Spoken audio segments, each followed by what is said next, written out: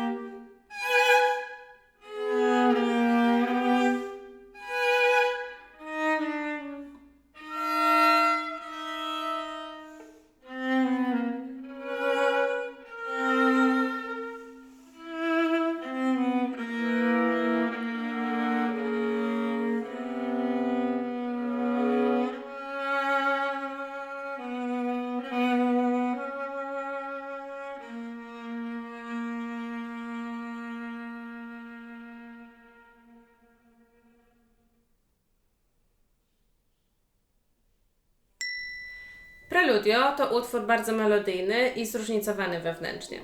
Jest napisany w sposób wygodny dla instrumentalisty, lecz jest kilka fragmentów, które wymagają większej uwagi podczas ćwiczenia.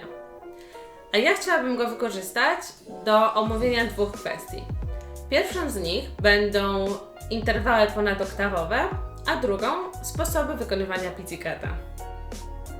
Zagranie tych dźwięków ponad oktawę musi być poprzedzone ćwiczeniami rozciągającymi dłoń. Najczęstszym błędem jest siłowe i powodujące ból naciąganie czwartego palca. Chciałabym zaproponować ćwiczenie, które pomoże w sposób wygodny i na rozluźnionej dłoni wykonywać decymę, undecymę oraz inne interwały, które są ponad oktawę.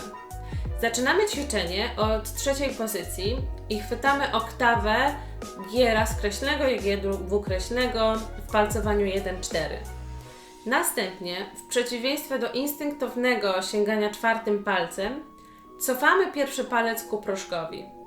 W ten sposób ćwiczymy sukcesywne rozciąganie dłoni, a co jest ważne, musi cały czas dłoń pozostawać rozluźniona. Dodatkowo, dla osób, które w dalszym ciągu będą odczuwać dyskomfort, można delikatnie chować kciuk pod szyjkę. Druga kwestia dotyczy pizzicat. W Preludio Orkuna Agira mamy kilka rodzajów pizzicata, m.in. pizzicato lewej ręki, bartokowskie oraz dwudźwięki, które są grane pizzicato. Te ostatnie ja osobiście preferuję grać dwoma palcami, palcem wskazującym i serdecznym, ponieważ w ten sposób pozwala mi kontrolować głośność poszczególnej linii melodycznej.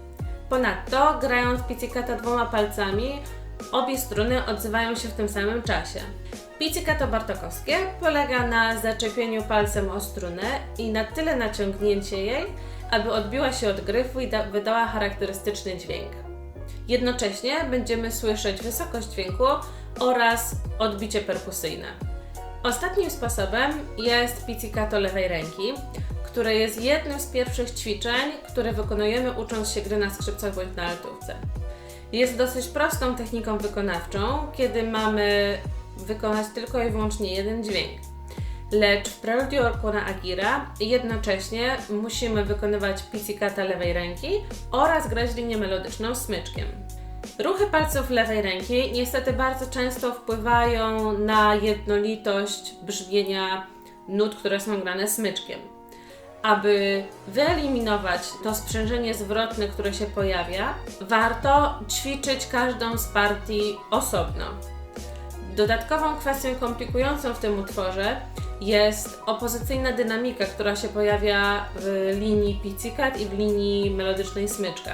Aby wyćwiczyć różną dynamikę, warto podczas ćwiczenia skupić się tylko i wyłącznie na realizacji jednej z dynamik, drugą pominąć, a w drugiej fazie ćwiczenia odwrócić proporcje.